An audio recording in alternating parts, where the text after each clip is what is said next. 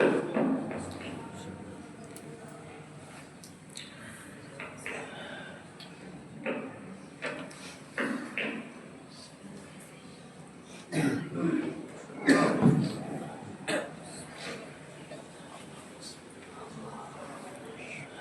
عليكم ورحمة الله وبركاته.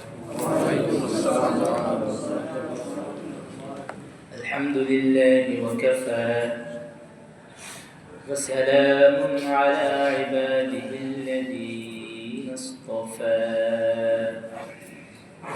أما بعد فقد قال الله تعالى في كلامه المجيد والفرقانه الحميد. أعوذ بالله من الشيطان الرجيم. بسم الله الرحمن الرحيم.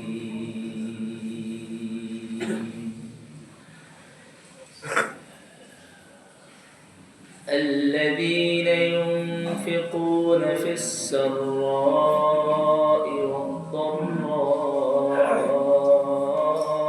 والكاظمين الغيظ والعافين عن الناس والله يحب المحسنين.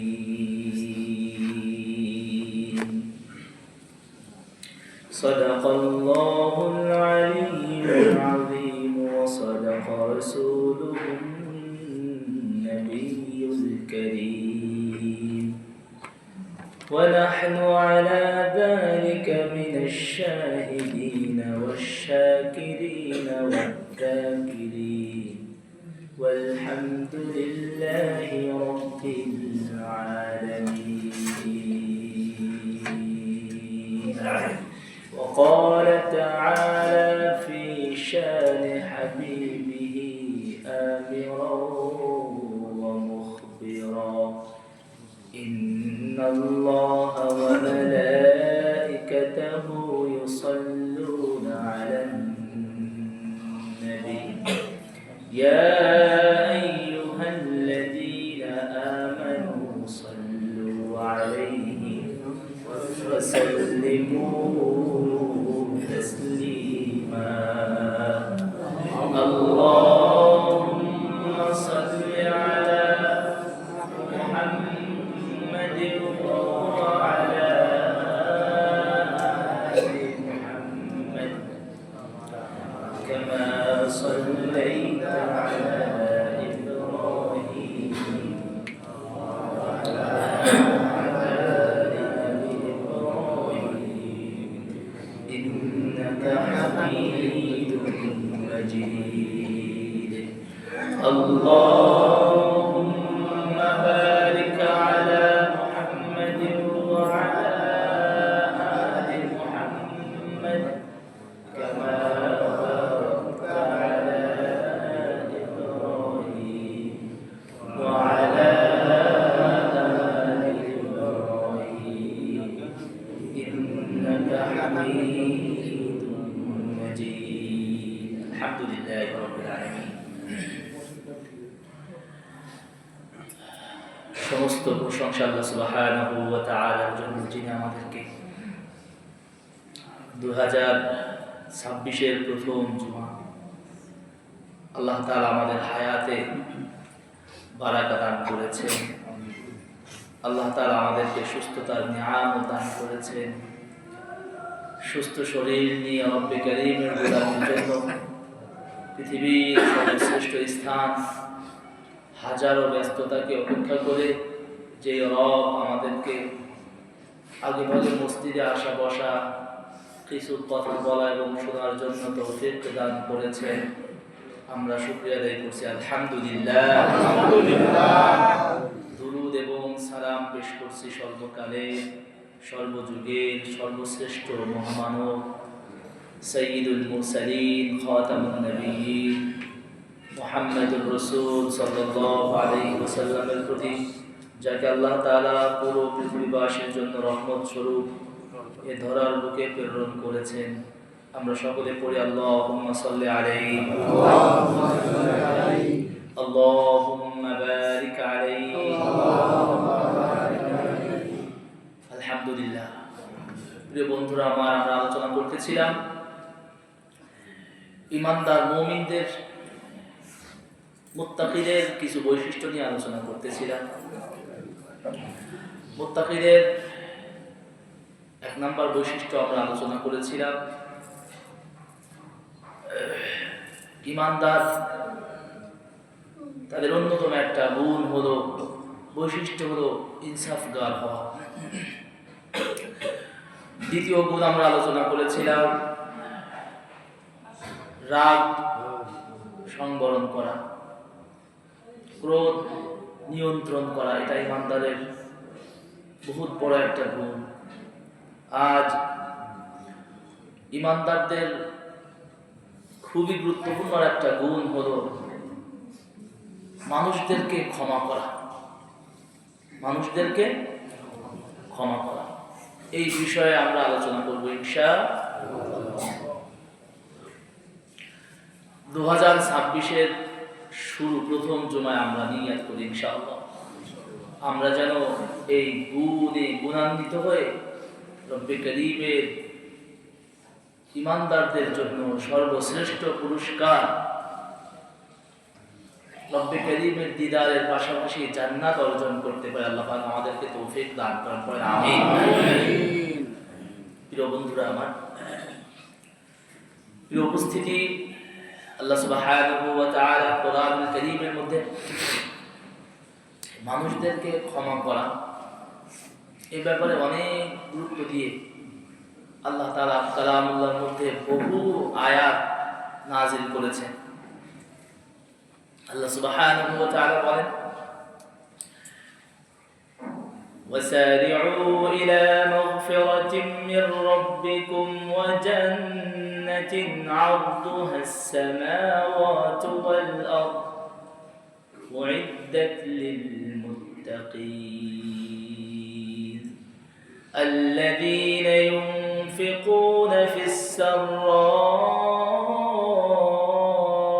والضراء والكاظمين الغيظ والعافين عن الناس والله يحب المحسنين। আল্লাহ সুবহানাহু ওয়া তাআলা এখানে কয়েকটা বিষয়ের প্রতি আদেশ দিয়েছেন। আল্লাহ বলেন ইউনফিকুনা ফিস সাররা'i ওয়াদ-দাররা। আল্লাহ প্রথম আদেশটা এখানে দিয়েছেন, তোমরা রব্বে করিমের ক্ষমার দিকে দৌড়াও, আল্লাহ তাআলার মাগফিরাতের দিকে দৌড়াও। এরপর আল্লাহ তাআলা বলেন তোমরা আমার বানানো জান্নাতের দিকে দৌড়াও। এরপর আল্লাহ সুবহানাহু ওয়া তাআলা বলেন তোমরা দান করতে থাকো। সেই দানটা কিভাবে করবা? আল্লাহ বলেন তোমরা গোপনেও দান করো, প্রকাশ্যেও দান করো। 4 নম্বরে আল্লাহ সুবহানাহু ওয়া তাআলা বলেন ওয়াল কাযিমিনাল গায়জ, তোমরা রাগকে সংবরণ করো। 5 নম্বরে আল্লাহ সুবহানাহু ওয়া তাআলা বলেন ওয়াল আফিনা আনিন নাস, তোমরা মানুষদেরকে ক্ষমা করতে শিখো। সুবহানাল্লাহ, মানুষদেরকে ক্ষমা করতে শিখো। মানুষদেরকে আপনি কতবার ক্ষমা করবেন এই সম্পর্কে একটা হাদিস আছে, সামনে আসতেছে। মানুষদেরকে আপনি কতবার ক্ষমা করবেন? আল্লাহ সুবহানাহু ওয়া তাআলা এই আয়াতের মধ্যে 5টা আদেশ দিলেন। এই 5টা আদেশ দেওয়ার পর রব্বে করিম আরেকটা বিষয় আমাদেরকে স্পষ্ট করলেন। আল্লাহ সুবহানাহু ওয়া তাআলা বলেন ওয়া ইন তা'ফু আকরাবু লিত-তাকওয়া। এই যে উইদ্দাত লিল মুত্তাকিন, এই সূরা আলে ইমরানের 133 নম্বর আয়াতের মধ্যে আল্লাহ সুবহানাহু ওয়া তাআলা বলেন আমি তো জান্নাত তৈরি করেছি মুত্তাকিদের জন্য। তো মুত্তাকিদের ব্যাপারে আল্লাহ সুবহানাহু ওয়া তাআলা সূরা বাকারার মধ্যে আরেকটা বিষয় উল্লেখ করলেন, ওয়া আন তা'ফু ওয়া ইন তা'ফু আকরাবু লিত-তাকওয়া। তোমরা যদি মানুষদেরকে ক্ষমা করতে পারো তাহলে এই গুণটা তোমাদেরকে তাকওয়ার নিকটবর্তী পৌঁছায় দিবে। সুবহানাল্লাহ। তাকওয়া অর্জনের জন্য তো আমরা ইবাদত বন্দেগী করি, নামাজ রোজা করি, দান সাদকা করি, হজ যাকাত দিয়ে থাকি। এগুলো সব হলো তাকওয়ার নিকটবর্তী। রব্বি কারীম বলেন, এর সাথে আরেকটা কথা আমি তোমাদেরকে জানিয়ে দিলাম, সেটা হলো তা'ফু।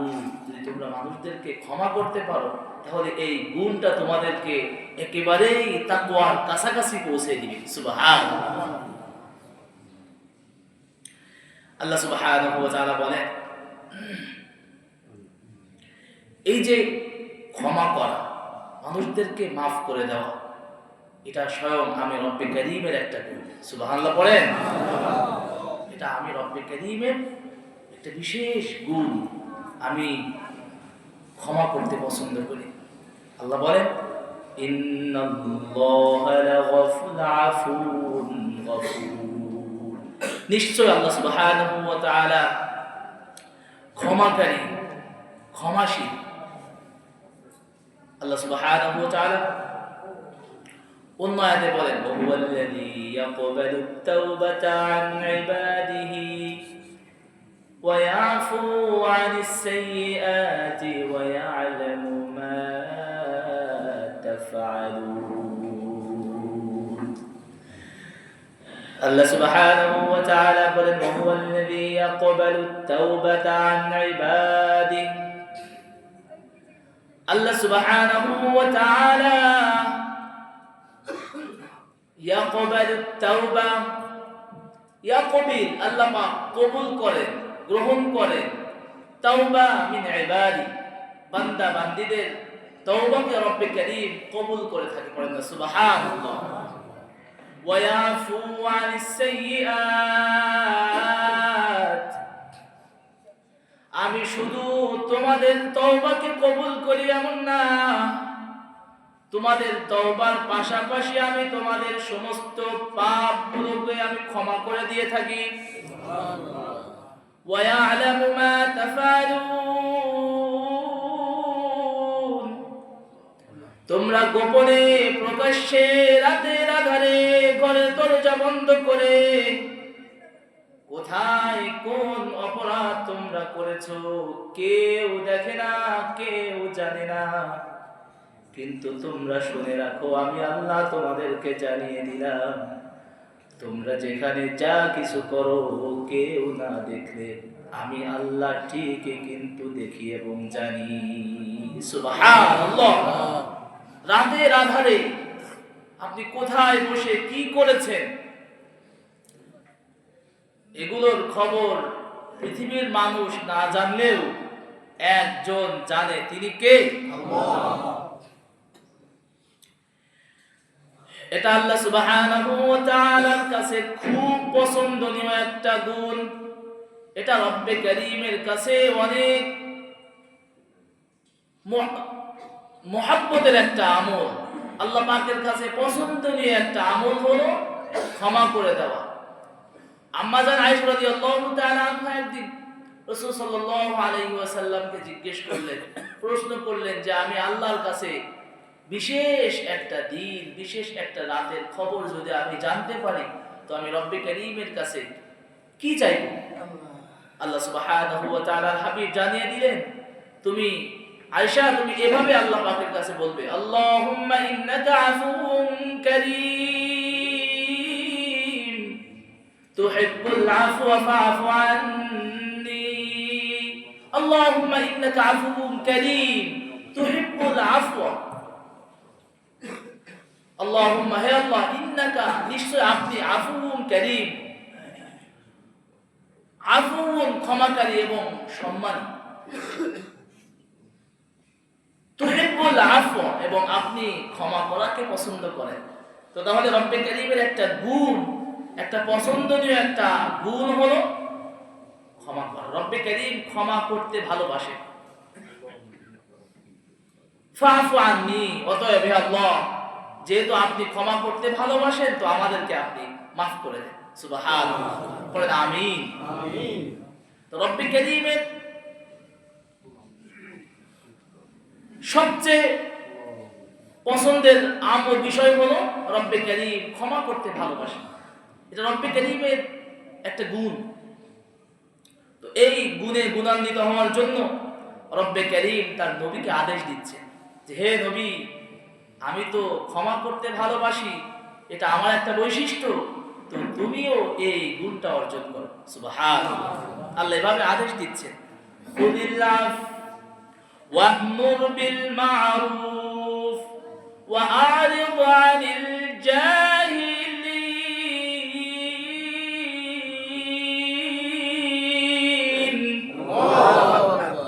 আল্লাহ সুবহানাহু ওয়া তাআলা কোরআনুল কারীমের মধ্যে বলেন, খুযিল আফ, হে নবী, ক্ষমা করা এটা কিন্তু আমার একটা বৈশিষ্ট্য, ক্ষমা করে দেওয়া এটা আমার একটা গুণ। খুযিল আফ, এই গুণে আপনিও গুণান্বিত হয়ে যান। ওয়া'মুর বিল মা'রুফ, মানুষদের মাঝে আপনি সৎ পথের আদেশ দিতে থাকুন। ওয়া আ'রিদ আনিল জাহিলিন, তিনটা আদেশ রব্বে কারীম এই আয়াতের মধ্যে দিলেন। এক নাম্বার হলো, হে নবী, আপনি মানুষদেরকে ক্ষমা করেন। দুই নাম্বার, হে নবী, আপনি মানুষদের মাঝে সৎ পথের আহ্বান করেন। মানুষদের মাঝে আপনি সৎ পথে আহ্বানের এই প্রচার প্রসার আপনি চালু রাখেন। ওয়া আ'রিদ আনিল জাহিলিন, আপনি মূর্খদেরকে এড়িয়ে চলেন। সুবহানাল্লাহ পড়েন। মূর্খদের সাথে এত বেশি কাছাকাছি হওয়ার কোনো প্রয়োজন নাই। আপনি যারা জাহেল, মূর্খ, তাদেরকে আপনি এড়িয়ে চলেন। তাহলে এর থেকে আমাদের শিক্ষা হলো ক্ষমা করে দেওয়া। দুই নাম্বার হলো মানুষদেরকে সৎ পথের আহ্বান করা। তিন নাম্বার হলো মূর্খ লোকদেরকে কি এড়িয়ে চলা। এরপর থেকে রাসূল সাল্লাল্লাহু আলাইহি ওয়াসাল্লাম ক্ষমার দৃষ্টান্ত দেখিয়েছেন। এই আয়াত নাযিল হওয়ার পর থেকে রাসূল সাল্লাল্লাহু আলাইহি ওয়াসাল্লামের জীবনে এত বেশি ক্ষমার দৃষ্টান্ত আছে, যদি এটা আলোচনা শুরু করা হয়, সপ্তাহের পর সপ্তাহ যাবে, মাসের পর মাস যাবে, তবুও রাসূল সাল্লাল্লাহু আলাইহি ওয়াসাল্লামের ক্ষমার দৃষ্টান্ত বয়ান করে এটা শেষ করা সম্ভব না।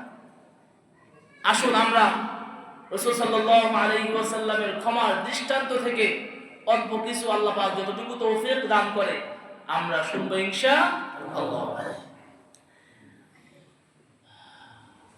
একদিন রাসূল সাল্লাল্লাহু আলাইহি ওয়াসাল্লামকে আব্দুল্লাহ জাদালি একজন সাহাবীর নাম, তিনি বলেন, ইয়াকুলু সাআলতু আয়েশা আন খুলুকি রাসূলিল্লাহ সাল্লাল্লাহু আলাইহি ওয়াসাল্লাম। তিনি বলেন, আমি রাসূল সাল্লাল্লাহু আলাইহি ওয়াসাল্লামের আচার ব্যবহার চরিত্র সম্পর্কে আমি আম্মাজান আয়েশা রাদিয়াল্লাহু তাআলা আনহাকে প্রশ্ন করলাম। তো আম্মাজান আয়েশা রাদিয়াল্লাহু তাআলা আনহা বলেন, قالت لم يكن فاحشة ولا متفحشا ولا صخابا في الأسواق ولا يجزي بالسيئة السيئة ولكن يعفو ويصفح। তিনি বলেন যে লাম ইয়াকুন ফাহিশাতান ওয়ালা মুতাফাহিশা, যে রাসূল কখনো কোনোদিন কোনো ফাহিশা কথার উত্তরে কখনো কাউকে ফাহিশা কথা বলেন নাই। পড়েন না সুবহানাল্লাহ। যে যখন যেভাবেই নবীজিকে কষ্ট দেওয়ার জন্য কটু কথা বলেছে, ফাহিশা কথা বলেছে, আঘাত দেওয়ার জন্য বকাবাদ্য করেছেন, কিন্তু রাসূল কোনোদিন তার জবান দিয়ে তার প্রতি উত্তরে ফাহিশা কথা বলে নাই। সুবহানাল্লাহ। আমাদের জবান তো প্লাস্টিকের জবান। সুবহানাল্লাহ। রাগ হইলেই কথা বলার আগে গালিটা দিয়ে শুরু করে। কথা কোন সত্য না মিথ্যা? আছে না এমন মানুষ? এরপর বলে ওয়ালা সাখাবান ফিল আসওয়াক, রাসূল কোনদিন বাজারের মধ্যে বসে হট্টগোল করেন নাই। কোনদিন নবীজি বাজারের মধ্যে বসে হট্টগোল করেন নাই। আমাদের জীবনের সাথে এগুলো আছে নাকি? আমরা তো বাজার ঘাটে চিনি না, কি বলেন? বাজার ঘাটে যে হট্টগোল না করা, রাসূলের সিফাত ছিল, বৈশিষ্ট্য ছিল, একটা গুণ ছিল। হাদিসের মধ্যে আসছে আহাব্বুল বিলাদি ইলাল্লাহি মাসাজিদুহা ওয়া আবগাদুল বিলাদি ইলাল্লাহি আসওয়াকুহা। আল্লাহ তাআলার কাছে সবচেয়ে পছন্দের জায়গা হলো মসজিদ, সবচেয়ে প্রিয় স্থান হলো কোনটা? মসজিদ। ওয়া আবগাদুল বিলাদি ইলাল্লাহি আসওয়াকুহা। আল্লাহ সুবহানাহু ওয়া তাআলার কাছে সবচেয়ে ঘৃণিত জায়গা হলো কোথায়? বাজার। এজন্য নবীজি কখনো বাজারে যে হট্টগোল করতেন। 3 নাম্বার, তিরমিজি শরীফের হাদিস, ওয়ালা ইয়াজজি বিস-সাইয়্যাতিস সাইয়্যা। নবীজি কখনো মন্দের পরিবর্তে কখনো মন্দ দিয়ে উত্তর দিতেন না। তার থেকে সে একটা মন্দ বলেছে, তাকে মন্দ দিয়ে পরিশোধ করে দিতেন না, তার জবাবে তিনি মন্দ কথা বলতেন না। কি করতেন? ওয়ালাকিন ইয়াফু ওয়া ইয়াসফাহু। তিনি সব সময় মানুষদেরকে ক্ষমা করে দিতেন। সুবহানাল্লাহ পড়েন। তিনাকে কেউ বকা দিয়েছে, ফাহিশা কথা বলেছে, কটু কথা শুনিয়ে দিয়েছে, তিনি চুপ থাকতেন এবং ক্ষমা করে দিতেন। সুবহানাল্লাহ, কি এক গুণ ছিল আমার নবীর সাল্লাল্লাহু আলাইহি ওয়াসাল্লাম। একজন অমুসলিমকে রাসূল কখনো গালমন্দ করতেন না। হাদিসের মধ্যে আসছে عن أبي هريرة رضي الله تعالى عنه قال بعث النبي صلى الله عليه وسلم خيلا قبل نجد فجاءت برجل من بني حنيفة يقال له ثمامة। নাজদ শহরে একজন ব্যক্তি ছিল, তার নাম হলো সুমামা। এর কাজ ছিল মানুষদেরকে হত্যা করা। কি করত? মানুষদেরকে হত্যা করত। তো রাসূল সাল্লাল্লাহু আলাইহি ওয়াসাল্লাম একটা ফোর্স পাঠালেন, একটা ফোর্স গেল। সুমামা একটা কাজের জন্য রাস্তায় বের হয়েছে, সাহাবায়ে কেরাম পাইছে তো ওরেই ধরছে, ধরে বেঁধে নিয়ে চলে আসছে, এনে মসজিদ নববীর খুঁটির সঙ্গে বেঁধে রাখছে। রাসূল সাল্লাল্লাহু আলাইহি ওয়াসাল্লাম তার নিকট আসলো, এসে জিজ্ঞেস করলো, ফাকালা মা ইনদাকা ইয়া সুমামা। সুমামা, তোমার কি অবস্থা, কেমন আছো তুমি? প্রশ্ন করলেন। সুমামা বলতেছে, ফাকালা ইনদি খায়রান ইয়া মুহাম্মদ। ভালো আছি, ভালোই লাগতেছে, কোনো সমস্যা হচ্ছে না। এবার সুমামা বলতেছে, ইন তাকতুলনি তাকতুল যা দামিন। মুহাম্মদ, আপনি যদি চান আমাকে হত্যা করতে, তাহলে আপনি তো একজন খুনিকেই হত্যা করলেন। কারণ আমি এত পরিমাণ মানুষদেরকে আঘাত করেছি, মানুষদেরকে হত্যা করেছি, আমি যে কত বড় পাপী, আমার শাস্তি তো এটাই। আপনি যদি আমাকে হত্যা করেন, তাহলে একজন হত্যাকারীকে আপনি হত্যা করলেন, একজন খুনিকে আপনি হত্যা করলেন। আপনি চাইলে এটা করতে পারেন। ওয়াইন তুনইম আলা শাকির।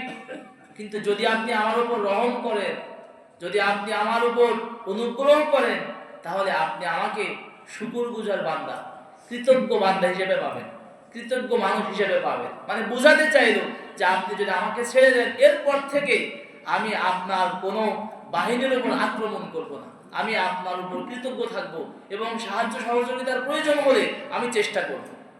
এরকম বলতেছেন রাসূল সাল্লাল্লাহু আলাইহি ওয়াসাল্লামকে। এরপর বলতেছেন, ওয়া ইন কুনতা তুরিদুল মাল ফাসআল মিনহু মা শি'তা। আপনি যদি চান আমাকে মুক্ত করার জন্য যত সম্পদ আপনার চাই, আপনি বলুন, আমাকে আপনি বিনিময়ে মুক্ত করে দেন। আপনার যত সম্পদ চাই আমি সব দিতে রাজি আছি। রাসূল সাল্লাল্লাহু আলাইহি ওয়াসাল্লাম চলে গেলেন। দ্বিতীয় দিন আবার আসলেন, আবারও একই প্রশ্ন করলেন, মা ইনদাকা ইয়া সুমামা, কি অবস্থা তোমার? একই উত্তর দিলেন।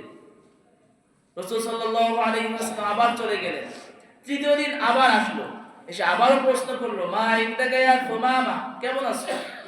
তৃতীয় দিন তিনি একই উত্তর দিলেন। তৃতীয় দিনে রাসূল সাল্লাল্লাহু আলাইহি ওয়াসাল্লাম উত্তর শোনার পর রাসূল সাল্লাল্লাহু আলাইহি ওয়াসাল্লাম বললেন, ফাকালা আতলিকু সুমামা, সাহাবায়ে কেরামদেরকে বললেন, যাও তোমরা সুমামাকে ছেড়ে দাও। সুবহানাল্লাহ পড়েন। তোমরা সুমামাকে মুক্ত করে দাও।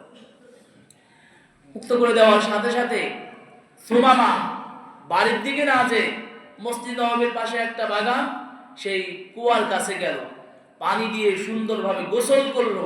গোসল করে মসজিদ নববীর ভিতরে ঢুকলো, রাসূলের সামনে দাঁড়িয়ে পড়লো, আশহাদু আল্লা ইলাহা ইল্লাল্লাহ ওয়া আন্নাকা মুহাম্মাদান আবদুহু ওয়া রাসূলুহু, ইয়া মুহাম্মদ ওয়াল্লাহ মা কানা আলাল আরদি ওয়াজহুন আবগাদু ইলাইয়া ওয়াজহিকা। হে নবী, আমি ওই আল্লাহর উপর ঈমান আনলাম এবং আপনি আল্লাহর রাসূল, এটা আমি বিশ্বাস করলাম। আমি ওই আল্লাহর নামে শপথ করে বলি, আজকের পর থেকে আমি তো মুসলমান হয়ে থাকবো। আজকে এই মুহূর্ত এর আগ পর্যন্ত আমার কাছে সবচেয়ে অপছন্দময় চেহারা ছিল আপনার চেহারা। আপনার চেহারার চেয়ে আমার নিকট কোনো অপছন্দের চেহারা ছিল না, কিন্তু আজকের পর থেকে আপনার চেহারা আমার কাছে সবচেয়ে পছন্দময়, সবচেয়ে পছন্দনীয় চেহারায় পরিণত হয়ে গিয়েছে। সুবহানাল্লাহ। তিনি আরো বললেন, ইয়া আবু মুহাম্মদ ওয়াল্লাহ মা কানা মিন দীনি আবগাদা ইলাইয়া মিন দীনিক, আপনার ধর্ম, আপনার দ্বীন, এই দ্বীনটা আমার কাছে এত অপছন্দনীয় ছিল, আপনার এই ধর্মের চেয়ে এত অপছন্দনীয় ধর্ম আমার কাছে আর ছিল না। ফাসবাহা দীনু ওয়াল্লাহ আহাব্বুদ দীনি ইলাইয়া, আজ থেকে আমার কাছে আপনার দ্বীন আমার কাছে সবচেয়ে বেশি পছন্দনীয়। পড়েন সুবহানাল্লাহ। ওয়াল্লাহি মা কানা মিন বালাদিন আবগাদু ইলাইয়া মিন বালাদিক, বললেন, ইয়া মুহাম্মদ, আপনার এই শহরের চেয়ে এত ঘৃণার শহর আমার কাছে, এত অপছন্দনীয় শহর আমার কাছে আর দ্বিতীয়টা ছিল না। ফাসবাহা বালাদুকা আহাব্বাল বিলাদি ইলাল্লাহ, তিনি বলেন যে আজ আহাব্বুদ বিলাদি ইলাইয়া, আজকের পর থেকে আপনার এই শহরটা আমার কাছে সবচেয়ে প্রিয় শহর হয়ে গিয়েছে। আল্লাহু আকবার। মাফ করে দিয়েছেন, ক্ষমা করে দিয়েছেন, একজন কাফের মুসলমান হয়ে গিয়েছে। সুবহানাল্লাহ। প্রিয় বন্ধুরা, এজন্য আসুন আমরা এই 26-এর প্রথম থেকে আমরা এই নিয়ত করি যে আমরা হায়াতে যতদিন জীবিত থাকবো এই গুণে গুণান্বিত হয়ে যেন আমরা জান্নাতে প্রবেশ করতে পারি। আল্লাহ পাক আমাদেরকে কবুল করেন, পড়েন আমিন। মক্কা বিজয়ের দিন রাসূল সাল্লাল্লাহু আলাইহি ওয়াসাল্লাম যখন মক্কা মদিনার শাসক হিসাবে যখন ক্ষমতার আসনে বসলেন, তখন তিনি কাফের, ফাসিক, মুনাফিক, ইহুদি সকলকেই সাধারণ ক্ষমা করে দিয়েছিলেন। জা ইবনে আব্বাস, জা আল আব্বাস রাদিয়াল্লাহু তাআলা আনহু বিআবি সুফিয়ান, মক্কা বিজয়ের দিন ইবনে আব্বাস রাদিয়াল্লাহু তাআলা আনহু আবু সুফিয়ানকে নিয়ে রাসূল সাল্লাল্লাহু আলাইহি ওয়াসাল্লামের নিকট আসতেছেন। ফাসাল্লামা বিমাররিজ যহরান, তিনি আসার সময় যহরান নামক এক স্থানে তিনি কালেমা পড়ে মুসলমান হয়ে গেলেন। মুসলমান হয়ে এবার রাসূল সাল্লাল্লাহু আলাইহি ওয়াসাল্লামের কাছে আসলো।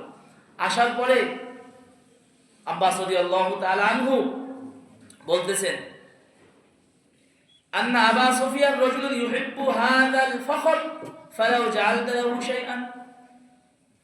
হে মুহাম্মদ সাল্লাল্লাহু আলাইহি ওয়াসাল্লাম, আল্লাহর রাসূল, আপনি তো জানেন এই আবু সুফিয়ান একজন নেতা ছিল, সে এই নেতৃত্ব দেওয়া এটাকে অনেক পছন্দ করে।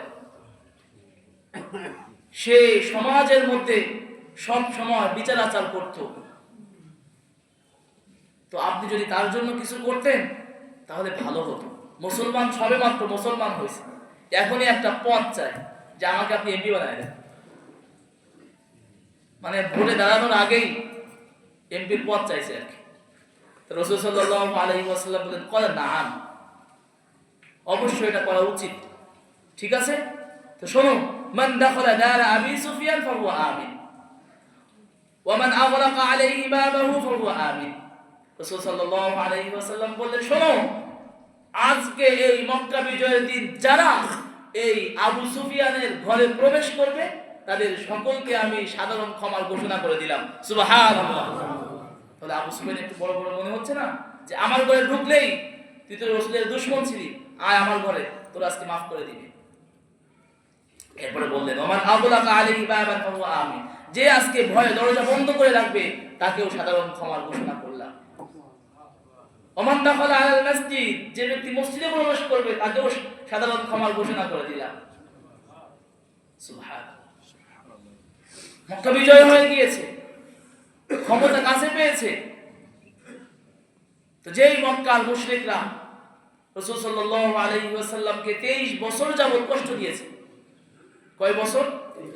23 বছর যাবত কষ্ট দিয়েছে। সেই কষ্ট আর এখনকার কষ্ট কি এক? মক্কায় 10 বছর তো শুধু কষ্টই দিয়েছে,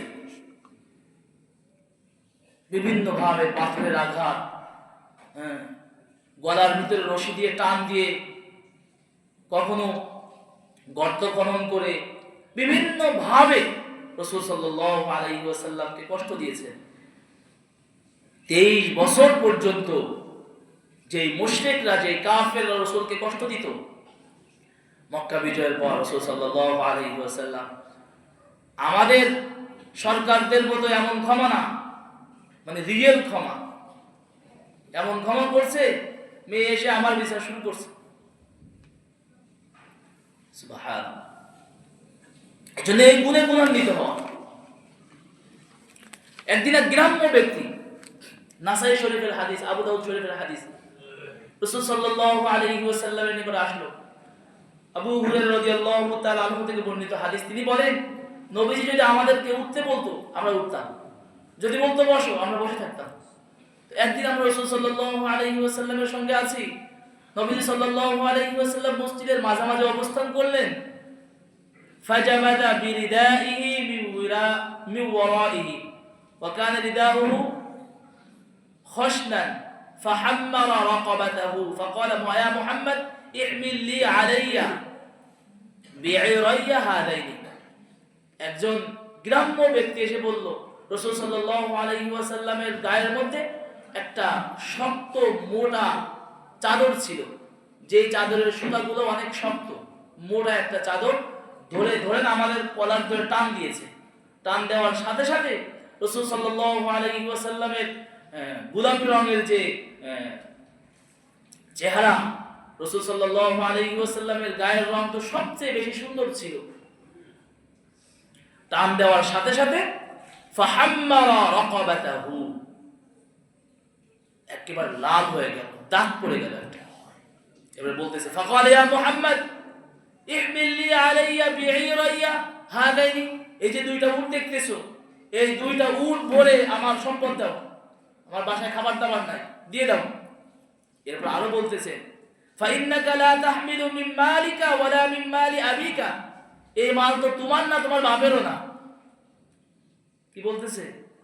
এই সম্পদ এটা তো তোমারও না, এটা তোমার কি বাপেরও না, এটা রাষ্ট্রীয় সম্পদ, তুমি এর থেকে আমার সম্পদ দাও, মাল দাও, খাবার দাও।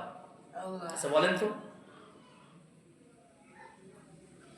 এখন যারা প্রধানমন্ত্রী আছে সারা পৃথিবীর মধ্যে, এমন যদি কোনো প্রধানমন্ত্রীর সাথে কোন গ্রাম্য ব্যক্তি, ফকির ব্যক্তি যদি এই কাজটা করতো, কি করতো?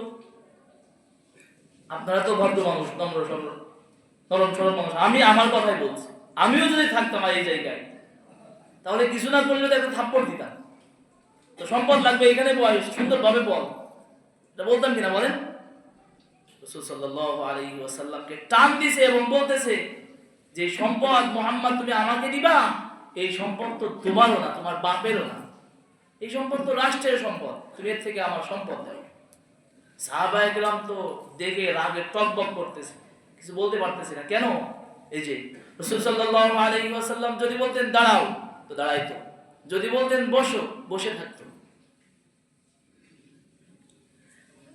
রাসূল সাল্লাল্লাহু আলাইহি ওয়াসাল্লাম বললেন, লা, এই মাল তো এটা আমার না আসলে, কিন্তু আমি অতক্ষণ পর্যন্ত তোমাকে আমি সম্পদ দিব না যতক্ষণ না তুমি আমাকে ব্যথা দিয়েছো, কষ্ট দিয়েছো, এই যে আমার গলার মধ্যে যে দাগ পড়ে গিয়েছে, যতক্ষণ পর্যন্ত না আমি তোমার এই মারের বদলা না নিচ্ছি, ততক্ষণ আমি তোমাকে সম্পদ দিব না। গ্রাম্য ব্যক্তি বলতেছে, আপনি ভাবলেন কেমনে যে আমি আপনাকে আঘাত দিয়েছি, কষ্ট দিয়েছি, আপনি এর প্রতিশোধ নিবেন, আমি আপনার এই প্রতিশোধ নিতে দিব? সম্ভব না, আমি আপনাকে প্রতিশোধ দিতে দিব না। রাসূল সাল্লাল্লাহু আলাইহি ওয়াসাল্লাম আবার বললেন, তাহলে আমি তোমার সম্পদ দিব না। সে আবার বলতেছে, আমি আপনাকে কোনোভাবেই প্রতিশোধ দিতে দিব না। তিনবার বলছে।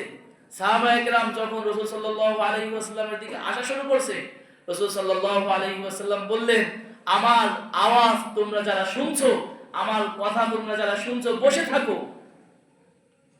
তোমাদের আসার দরকার নাই।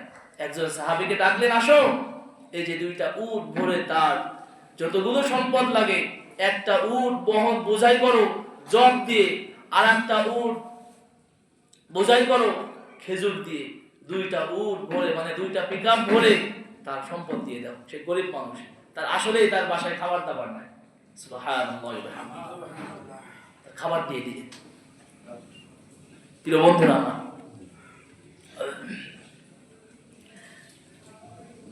আল্লাহ সুবহানাহু ওয়া তাআলা রাসূল সাল্লাল্লাহু আলাইহি ওয়াসাল্লামকে এই গুণে গুণান্বিত হতে বললেন। এরপর আমাদেরকেও এই গুণে গুণান্বিত হওয়ার জন্য রব্বে কারীম কোরআনুল কারীমের মধ্যে আয়াত নাযিল করেছেন। আল্লাহ সুবহানাহু ওয়া তাআলা বলেন, ফাআফু ওয়াসফাহু হাত্তা ইয়াতিয়াল্লাহু বিআমরি।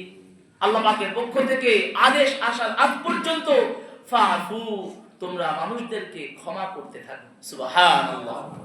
ওয়াসফাহু, তোমরা তাদের ভুল ত্রুটিকে এগুলো উপেক্ষা করে তোমরা ওদেরকে মাফ করতে থাকো, মার্জনা করতে থাকো, ক্ষমা করতে থাকো।